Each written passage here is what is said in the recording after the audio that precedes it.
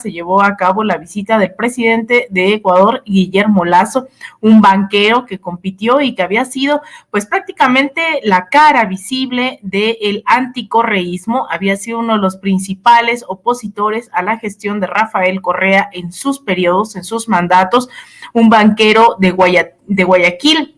la segunda ciudad más importante de Ecuador, un banquero sumamente conservador, que bueno, le dieron la victoria y que de hecho, bueno, sería muy interesante hablar a propósito de la relación hoy de México con los movimientos sociales, recordarle al público mexicano, siempre tratamos de hacer estas analogías, estas reflexiones en torno a la relación de otros gobiernos llamados progresistas en América Latina con lo que pasa aquí en México. Bueno, una de las principales razones que le dieron la victoria a Guillermo Lasso fue justamente que los movimientos, algunos sindicales, obreros, feministas, indígenas, le dieron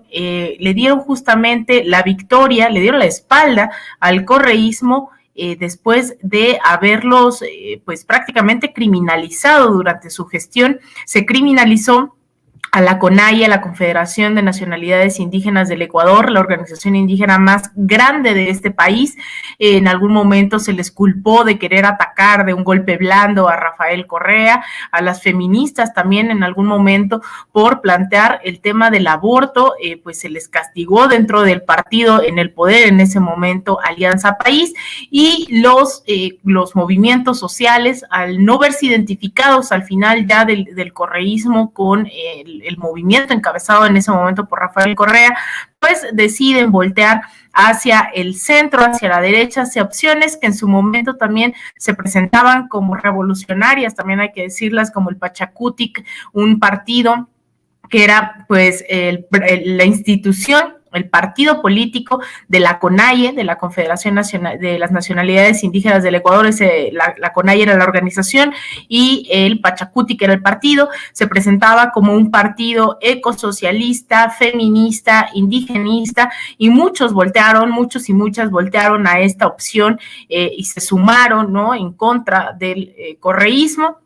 Esta opción no pasó a la segunda vuelta, fue Guillermo Lasso. Después se dio a conocer a través de varios artículos, declaraciones, que bueno, el Pachacutic en ese momento, que se presentaba ecosocialista y feminista, pues también tenía grandes alianzas con Estados Unidos, era muy cercano al embajador de Estados Unidos con el Ecuador. Entonces también hay que ir desmintiendo, ¿no?, varias de esas organizaciones que se presentaban como de ultraizquierda y que al final pues también eran al servicio del imperialismo pues estadounidense. Sin embargo, bueno, esos errores del correísmo les costaron muy caros, y lo digo, precisamente hago este contexto porque hace unos días veíamos aquí también esto que ocurrió con la CENTE, la sección magisterial número 7 de la CENTE, de la Coordinadora Nacional de Trabajadores de la Educación, el sindicato más amplio también aquí en México, el de los trabajadores de la educación, y que Andrés Manuel, en un mensaje que lanzaba desde su automóvil al no poder entrar a la mañanera, ahí está, Andrés Manuel se quedó ahí, dijo que no iba a negociar con esta sección porque ya había habido diálogos, porque ya se habían reunido en varias ocasiones y con quien se tenía que reunir, en este caso la CENTE, era con la secretaria de Educación Pública, Delfina Gómez. Sin embargo, me llamó la atención que se empezó a generalizar este discurso en contra del magisterio. El magisterio ha estado desde hace décadas luchando en contra de la imposición de un modelo educativo neoliberal dictado por la OCDE, por el Fondo Monetario Internacional, por el Banco Mundial. Le ha costado no solamente ser vilipendiados, ser calumniados, sino además el asesinato de bastantes de sus miembros. Bastantes profesores han muerto durante las últimas décadas defendiendo la educación pública gratuita, defendiéndose de la reforma educativa, defendiendo pues el sistema educativo público, gratuito, ¿no? Y pues prácticamente antineoliberal. Sin embargo, llama la atención pues que varios no atendieron esta diferencia que incluso hace el mismo presidente Andrés Manuel López Obrador, en donde dice que hay ciertos grupos, ciertos sectores y que esto no tiene que ver con las bases magisteriales. Sin embargo, se ha generalizado este discurso y hay que tener mucho cuidado porque justamente algo de que ha pecado estos gobiernos progresistas en América Latina fue en una mala relación con los movimientos sociales.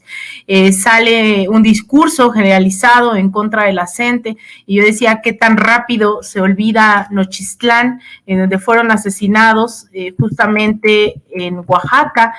varios profesores que se oponían a la reforma educativa. Y esto se olvida al momento de criminalizar y asegurar que incluso la gente forma parte de un sector de ultraderecha golpista en donde Claudio X González estaría en contra, que estaría detrás de la sección 7 de la CENTE. Entonces hay que poner atención porque el mismo presidente ha hablado de estos grupos y no de las bases magisteriales, no del magisterio disidente, aprender a diferenciar entre unos y otros. Y bueno, hoy tristemente incluso sale un deslinde que creo yo está de más, pero pues lamentablemente ante esta campaña de difusión de calumnia en contra de todo el magisterio disidente, la CENTE tiene que sacar un deslinde de los grupos de ultraderecha golpista. En este pronunciamiento se deslinda de, y cito, las perversas acusaciones que intentan vincularnos con los grupos de la ultraderecha golpista y su expresión abierta denominada Frena. Nuestro movimiento ha combatido en las aulas, las plazas y calles toda clase de la reacción y fascismo. Eso, la verdad es que, y piden la reinstalación de la mesa entre la CENTE y el gobierno federal, el respeto de las conquistas laborales, sindicales, profesionales y el descongelamiento de las plazas y reinstalación de los 33 compañeros del comité seccional, solución inmediata a la problemática de las cajas de ahorro y la restitución de la bilateralidad. Esto, insisto, y volvemos ya, prometo no desviarme tanto ahora al tema, ahí está lo que ocurrió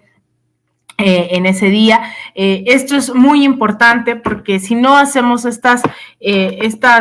separaciones, estas diferencias entre el verdadero enemigo, es muy, muy, muy peligroso deslindar a los movimientos sociales, hacerlos a un lado, calumniarlos, porque también, incluso aún si lo queremos ver en términos más fríos y electorales, también se impide la continuidad de un proyecto electoral. Insisto, la CENTE no son 30 personas, no son 50 personas, no son 100, no son 1000, son decenas de miles de profesores a lo largo y ancho de este país y uno de los sectores más combativos que nos ha demostrado también que se puede luchar, se puede vencer, aún si está de por medio poner el pecho para las balas, ¿no? Sabemos que hay algunos tecnócratas que dicen eso. Aquí los profesores nos han demostrado que sí ponen el pecho para las balas, los hemos visto en plantones, los hemos visto como han sido reprimidos durante décadas, calumniados, asesinados, como el 13 de septiembre del 2013 los desalojaban con suma violencia del Zócalo capitalino. Son episodios que no hay que olvidar, no hay que olvidar Nochistlán, no hay que olvidar que el magisterio, incluso yo recuerdo en el 132, en el movimiento en el cual también participé, fue la CENTE quien también estuvo ahí el 1 de septiembre en la toma de protesta de Enrique Peña Nieto como presidente. Ellos estuvieron ahí esperando también salvaguardar a todos y todas las jóvenes que estábamos ahí protestando en contra de la imposición de Enrique Peña Nieto, y la CENTE estuvo ahí cuidándonos, estuvo ahí acompañándonos. En múltiples ocasiones me tocó acompañar estas coberturas de bloqueos en el aeropuerto,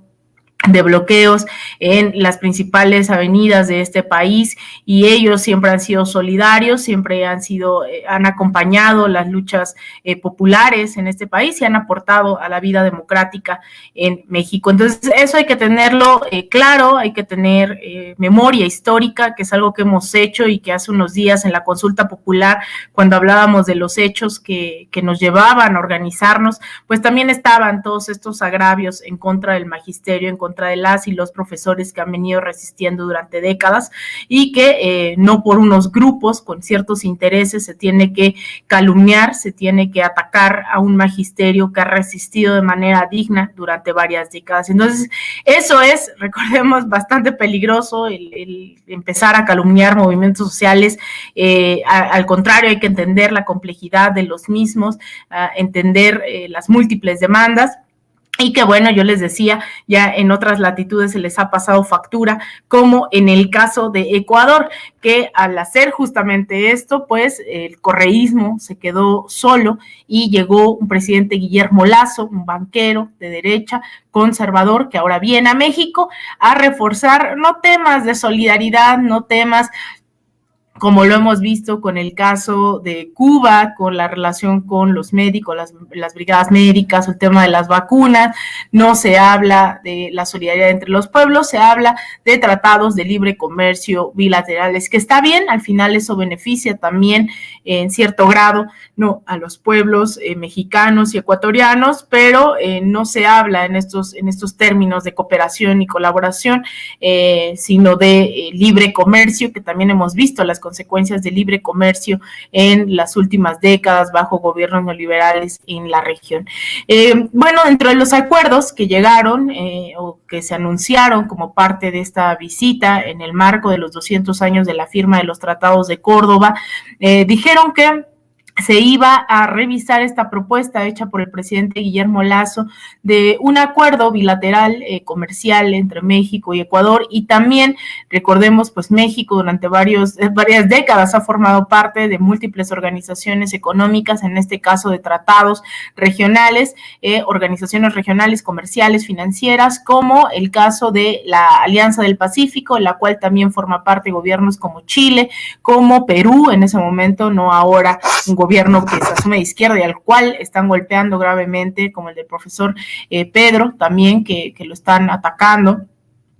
También forma parte México de este tratado, del cual Ecuador dice quiere formar parte. Sin embargo, también Andrés Manuel López Obrador ha insistido en abrir a México también hacia otros espacios. Esperemos estuviera hablando también a lo mejor de sumarse. Yo sé que el Mercosur tiene que ver con latitudes más al sur del continente, pero también ahí hay otras apuestas comerciales, de colaboración, de cooperación económica, que no necesariamente le apuestan a una relación neoliberal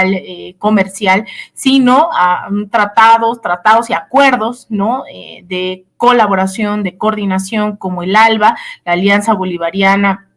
de los Pueblos, TCP, Tratado Comercial de los Pueblos, ALBA TCP, que hace unos meses estábamos ahí en Venezuela cubriendo este encuentro entre jefes de Estado del ALBA TCP. Está el Mercosur, insisto, México está fortaleciendo también la CELAC, que es ahorita la preside, ¿no? Tiene la presidencia México. Entonces, bueno, esperemos que esto no necesariamente implique el reforzamiento de organizaciones de derecha en la región, sino al contrario, ¿no? Que no se dé ese paso para fortalecer estas alianzas y al contrario se fortalezcan otras que sí está de por medio el desarrollo, la cooperación, la colaboración entre los pueblos de América Latina. Y como último punto, pues de esta reunión también instruyeron a los secretarios de Exteriores, a los cancilleres, a realizar la segunda reunión del grupo de trabajo sobre asuntos migratorios y consulares a la brevedad posible. Esto para ver el tema de las visas. México en algún momento volvió a poner la necesidad de visado a la ciudadanía ecuatoriana, a los ciudadanos, las ciudadanas ecuatorianas, esto porque se habían incrementado el flujo de ciudadanos del Ecuador, ciudadanas del Ecuador, que querían llegar a Estados Unidos y bueno, llegaban a México. Entonces, bueno, están en diálogos para acabar con este tema de las visas. Insistieron en que van a fortalecer la agenda conjunta, el diálogo entre ambas naciones, el comercio bilateral y bueno, el fortalecimiento de la cooperación en todo sentido.